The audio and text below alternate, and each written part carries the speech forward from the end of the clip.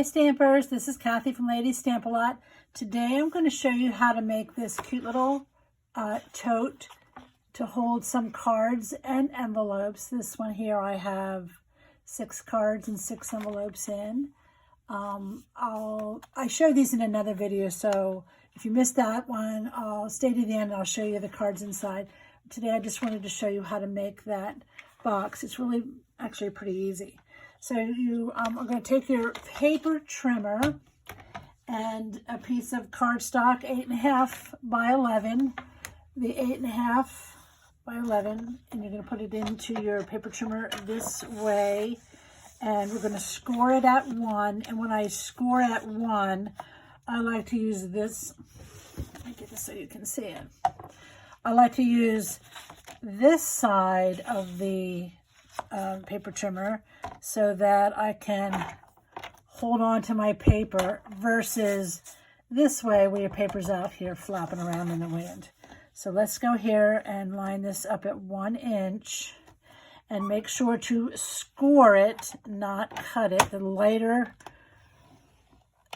handle one is the score blade. And then we're going to turn it with the 11 inch at the bottom, and we're going to cut it in half at 5.5. Okay, and cut. So you have 2 pieces. It's like a card base, actually, and I just scored 1 inch on that side. And so we'll go ahead and fold that and burnish.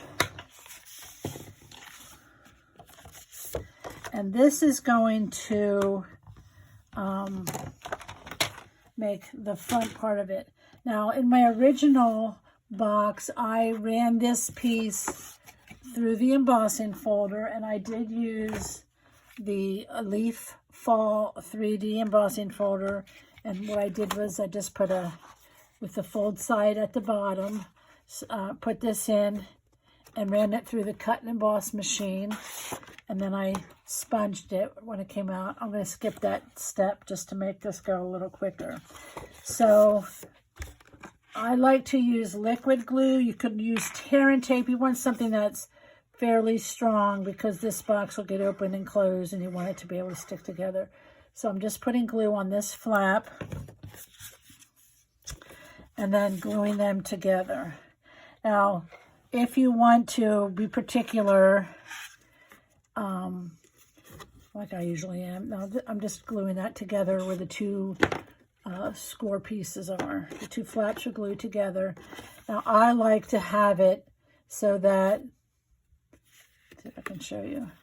This is the front, because here's where it glued. See how that's glued? I don't like to have that in the front. I like to use this as the front. So when you're gluing it together, just make sure you do that. Now, there's lots of things you could do at the top. I used, let me see if I have them here. Oh, I don't have them handy. There's edge dies that you can do, fancy edges on you could scallop it, or I did this stitched feature on this one, this Christmas one. You can just leave it plain, whatever you want to do, but now would be the time you'd want to run that through the embossing folder. But we'll skip that again just to make it quicker. Okay, so that's the outside of the box. Now for the inside, where the actual box, the cards are going to go, I used a 6 by 12 inch piece of paper. So you need 12 by 12 cardstock. Cut it in half at 6 inches. Actually, it could be less than 6, but since I was going to just makes it easier to cut it in half. I could probably do this with the 11 inch cardstock, but I didn't want to figure it out. So 12 by 12 cardstock makes it a lot easier. All right, so we're going to go ahead and score. Again, the first score is at 1. So I'm going to go over and put this here at 1. And score, because I like to have this secured versus being out like this. So now here's the score at 1. I'm going to put that back in It's scored at 1, and I'm going to score it at 5.5. Again, make sure you're scoring it. And then we're going to score it at 6.5. Let me open up my arm. I'm going to go to 6.5.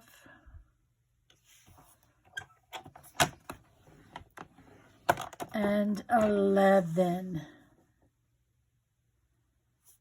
Okay.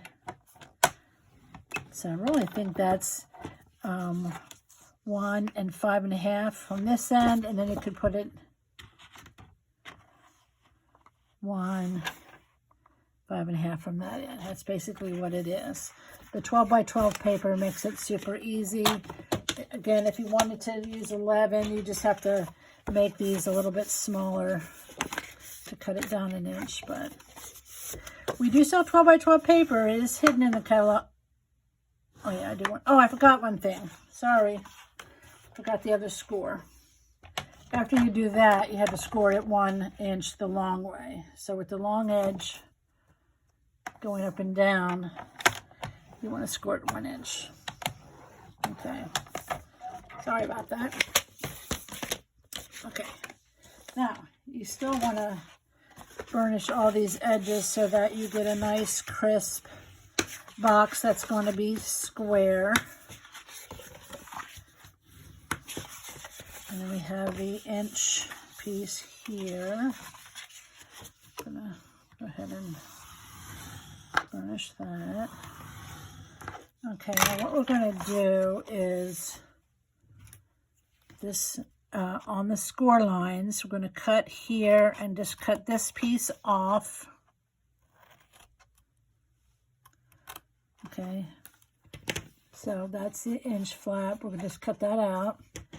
And then we're going to come to the score marks here, and we're going to cut up the score mark, and then we're going to miter the flap a little bit.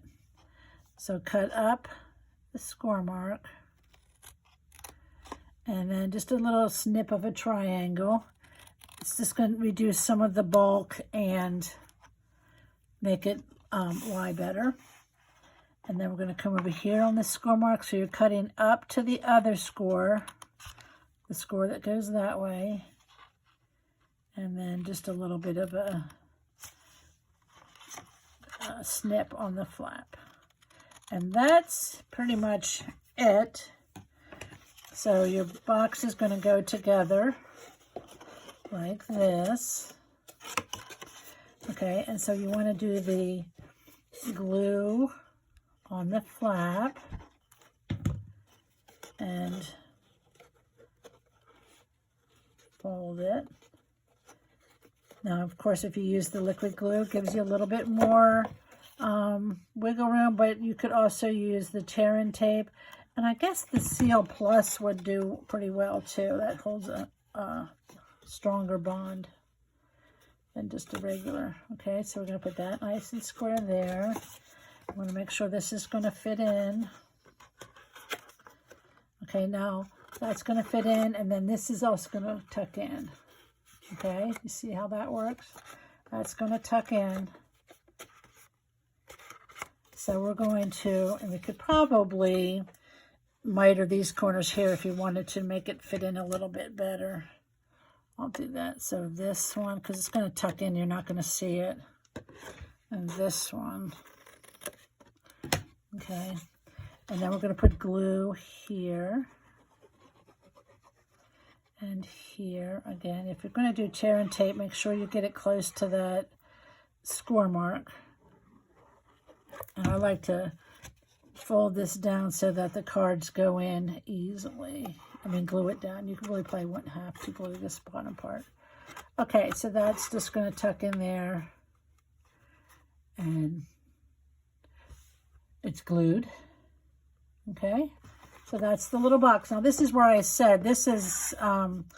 this was the 6-inch piece, and then we scored it at 1. This doesn't have to be that big. It could be, you know, even half that size. So if you wanted to make more, if you buy 12 by 12 paper, you can make it maybe even 4 inches, and that would give you a 3-inch box, and that would be plenty enough to put this inside to make it fit the cards, and then you could get 3 out of 1 sheet. But anyway, so then all you're going to do is put glue on the bottom of the box, and you know what, it really doesn't matter which way this goes as far as that fold, because we're not going to see it, but I still like to have the seam in the back. So that's going to be in the front. Make sure I have that the right way. Yes. And then all around the back here. And you want to make sure this is something that's strong adhesive so that it stays with the box opening and closing and the cards coming in and out. And then you just want to, I don't really care. I'm just going to center this the best I can. So this box is going to go onto that 1-inch area right here. And this is going to come up and glue. And then I leave this part open so you can get access to the cards easier. If you wanted to, you could cut this. But I think it's easier to have this open so that you have access to the cards. And then you just leave the, have to let that dry. And you're good to go. Okay? So I think that was pretty easy. Let me show you the cards if you didn't see them the first time. These again are made with the All About Autumn designer paper. Really simple designs. The paper is gorgeous. It sells out every time it's in stock. So, but any paper would really work. They're just really cards that feature designer paper. And then I did the exact same card designs with Christmas paper. And this is a Walk in the Forest paper from the 2023 mini catalog.